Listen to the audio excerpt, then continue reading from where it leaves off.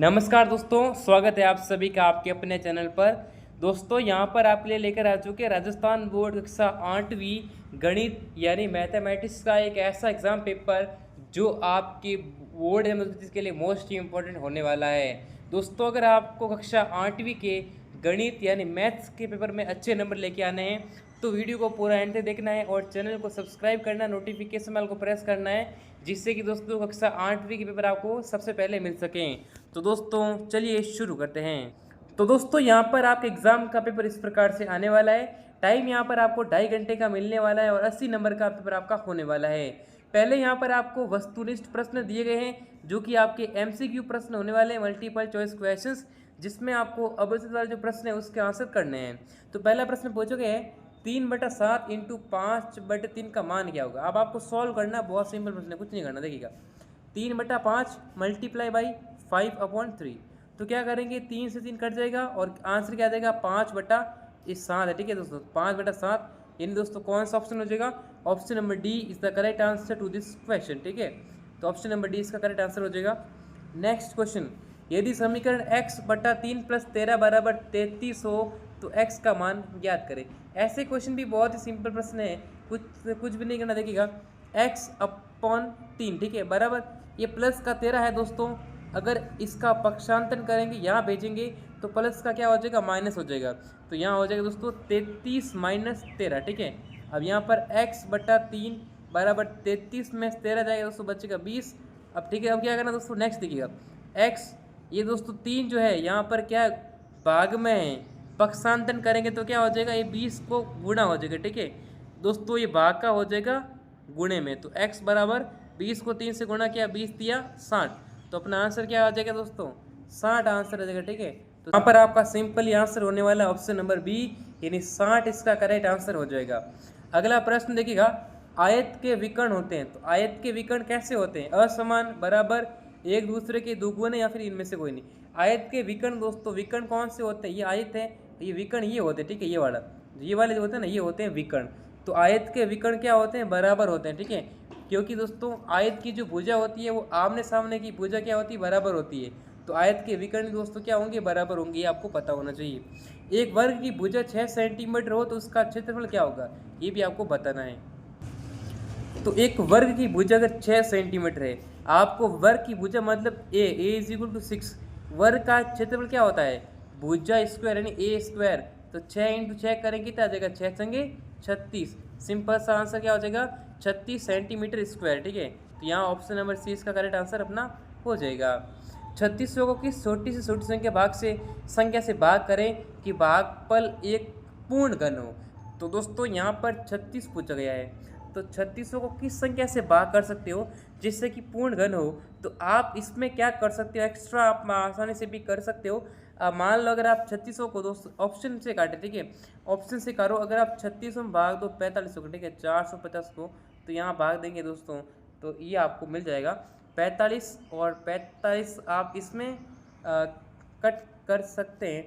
जैसे यहाँ 15 थी 45, 15 दूना 30 और 15 चौक 60, तो ये आ जाएगा 8। ठीक है, तो 8 आ जाएगा, इसका मतलब क्या हो जाएगा, एक पूर्ण घन हो जाएगी। तो ये ऑप्शन नंबर डी इसका आंसर हो जाएगा। तो यहाँ पर 450 से भाग देंगे ना, तो एक आपको भागफल मिलेगा, कितना मिलेगा, 8 मिलेगा। अब 8 किसका दोस्तों, 2 का क्यूब है। ठीक है, तो 8 अपना 2 का क्यूब हो जाएगा, इसका मतलब आंसर क्या हो जाएगा, डी आंसर हो जाएगा, ऑप्शन नंबर द इसका करेक्ट आंसर हो जाएगा। यदि किसी वस्तु का अंकित मूल्य 80 रुपये है और इसे 76 रुपये में बाजार में बेचा जाता है दोस्तों, बट्टे की दर, बट्टा का मतलब क्या होता है, बट्टे का मतलब होता है दोस्तों डिस्काउंट। यानी आपने कोई चीज़ दोस्तों 80 रुपये में है, उसका जो 80 रुपये दोस्तों मार्केट प्राइस इज 80 रुपीज़, और आपने इसे 76 में बेच दिया, तो अब आपको इसमें डिस्काउंट कितना मिला। यहाँ पर 80 रुपये की वस्तु थी, आपने 76 में बेच दी, तो 4 रुपये का आपको नुकसान हो गया, 4 बटा, और ये जो अंकित मूल्य लिखेंगे 80 लिखा, फिर यहाँ पर क्या करेंगे, बट्टा हमेशा 100 में निकला, ठीक है, तो 100 लगा देंगे यहाँ पर। ठीक है, अब 1 0 से 1 0 कट जाएगा, 4 एकम 4, 4 दूनी 8, और 2 से काटेंगे तो उसमें 5, तो आपको कितना मिल जाएगा, बट्टा 5%। तो ऑप्शन नंबर इसका आंसर हो जाएगा। व्यंजक A² + B क्या है, एक पद्य है, द्विपदी, द्विपदों का सिंपल आंसर होने वाला है, क्योंकि यहाँ पर A² है। ठीक है, तो स्क्वायर मतलब द्विपदी व्यंजक है। -25/27 51 में घातांक। अब ऐसे क्वेश्चन को दोस्तों क्या ही बताएं, बहुत सिंपल प्रश्न होने वाला है। घातांक पूछा है, घात की अंक कौन सी है, इसमें घात कौन सी दे रखी, घात कितनी 51 है, तो घातांक क्या हो 51 हो जाएगा। सिंपल सा आंसर है, कोई दिक्कत ही नहीं थी। जितनी घात पूछी उसमें बता देना है। मान लो मैंने कहा 2 की घात 10, तो इसमें घातांक क्या हो जाएगा, घातांक 10 हो जाएगा। 3 की घात दोस्तों मान लो 15, तो कितनी हो जाएगी, घातांक 15 हो जाएगी। सिंपल सा क्वेश्चन है, कोई दिक्कत नहीं होने वाली, आसानी से कर सकते हो। नेक्स्ट आपके सामने पूछे गए अति लघुत्रात्मक प्रश्न। दोस्तों अगर आपको राजस्थान बोर्ड कक्षा 8वीं के पेपर डाउनलोड करने हैं तो सिंपली आपको ओपन करना है गूगल, और गूगल पे आपको सर्च करना है स्टडी मंदिर। स्टडी मंदिर आप लिखना है गूगल पर, जिसका लिंक मिल जाएगा डिस्क्रिप्शन में। फिर यहाँ पर लिखा गया RBC लिखा हुआ है, जिसमें RBC क्लास 8 पेपर, इस पर क्लिक करना है। तो यहाँ से कक्षा 8वीं की पेपर आप डाउनलोड कर सकते हो। तो दोस्तों लिंक इन डिस्क्रिप्शन। तो दोस्तों आप कुछ भी नहीं करना, बस सिंपली आपको सर्च करना है studymandir.com, ठीक है। स्टडी मंदिर आपको सर्च करना है गूगल पर, लिंक मिल जाएगा डिस्क्रिप्शन में। फिर यहाँ से जो नेक्स्ट क्वेश्चन जो सॉल्व करने का पूछा गया है, वितरकता के उपयोग से आपको निम्नलिखित का वैल्यू निकालना है, मान निकालना है। तो क्या दे रखा देखिएगा, ये आपको पहले दे रखा है, इसका आंसर कर सकते हो 9/16, ठीक है। तो इसको क्या करेंगे इंटू, आप देखो पहले इसमें डायरेक्टली काट लो, ठीक है।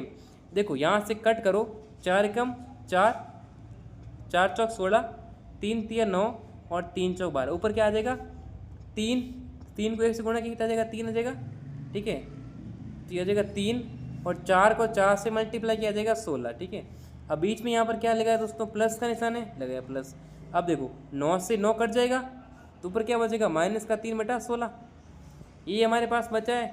अब इसमें ये इस क्वेश्चन के अंदर बचा, तो यहाँ क्या करेंगे, आंसर आपका सिंपल हो जाएगा। अब देखो ये प्लस है, ये माइनस है, तो प्लस माइनस क्या होते हैं, माइनस होते हैं, ठीक है। तो यहाँ करेंगे 3/16 माइनस के 3/16। अब देखो यहाँ पर 3/16 और माइनस के 3/16।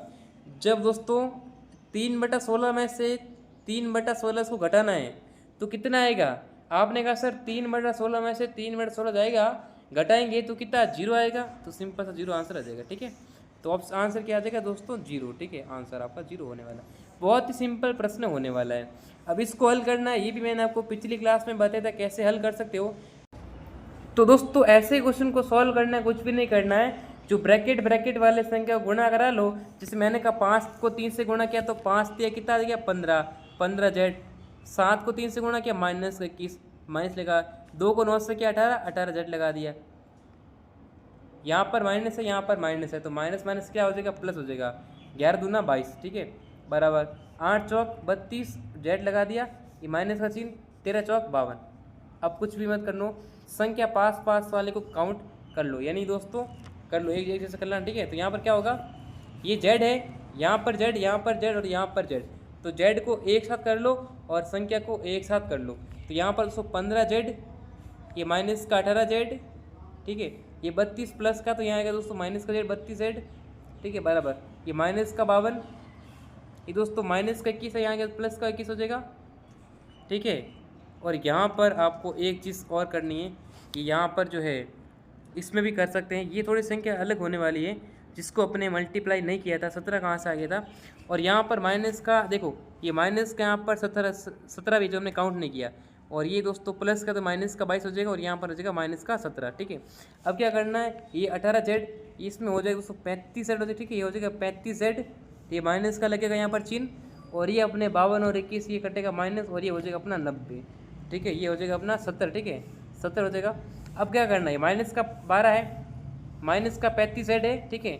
तो ये दोस्तों ये जेड यहाँ पर जेड बराबर 70 लिखेंगे, ये 35 भाग में, तो यहाँ गुणे में, तो यहाँ आ जाएगा भाग में, तो जेड इज इक्वल टू 35 दूना 70, तो यहाँ पर आंसर क्या जाएगा दोस्तों 2 हो जाएगा, ठीक है दोस्तों। तो यहाँ पर आंसर जाएगा दोस्तों 2, ये माइनस माइनस दोस्तों कट जाएंगे, तो यहाँ पर आंसर जाएगा 2, ठीक है। यहाँ पर चिन्ह माइनस का, ये माइनस के 70 आएंगे, ठीक है, ये भी माइनस ये माइनस, दोनों माइनस माइनस कट जाएंगे, तो आंसर अपना 2 आ जाएगा। सिंपल सा आंसर होने वाला है। निम्नलिखित संख्याओं में से प्रत्येक घन का इकाई अंक निकालना है, 1005 और 1024, इसके घन का इकाई अंक निकालना होने वाला है, कौन सा होने वाला है। तो इकाई देखो 5 आ रहा तो पीछे 5 आ जाएगा, 24। अब देखो 4 किस किस का होता है, अब देखो यहाँ पर 4 का क्यूब कितना होता है 64 होता है, ठीक है, तो यहाँ पर 4 आ जाएगा, तो 4 आंसर आ जाएगा। सिंपल सा क्वेश्चन होने वाला है। एक फुटबॉल टीम ने कुल जितने मैच खेले उनमें से 10 में जीत हासिल की। यदि उनका जीत का प्रतिशत 40 था तो उस टीम ने कुल कितने मैच खेले। ये क्वेश्चन थोड़ा सा आपको आसानी से कर सकते हो। ठीक है, तो ये आपका जितने भी मैच खेले उसमें 10 में जीत हासिल की थी और उनका जीत का परसेंटेज अगर 40 था तो उसने कितने, देखो 10 है, x का 40% निकालो तो यहाँ पर अपना कितना आ जाएगा अपना 25। ठीक है, 25 आंसर आ जाएगा ऑप्शन नंबर, यानी आपको 25 लिखना रहेगा आंसर। फिर यहाँ पर आपको लघुत्तरात्मक प्रश्न दे रखे, तो इसमें भी आप देख लेना, निम्नलिखित कथन को पढ़कर आपको आंसर लिखना है। जैसे यहाँ पर इसका मान क्या होगा।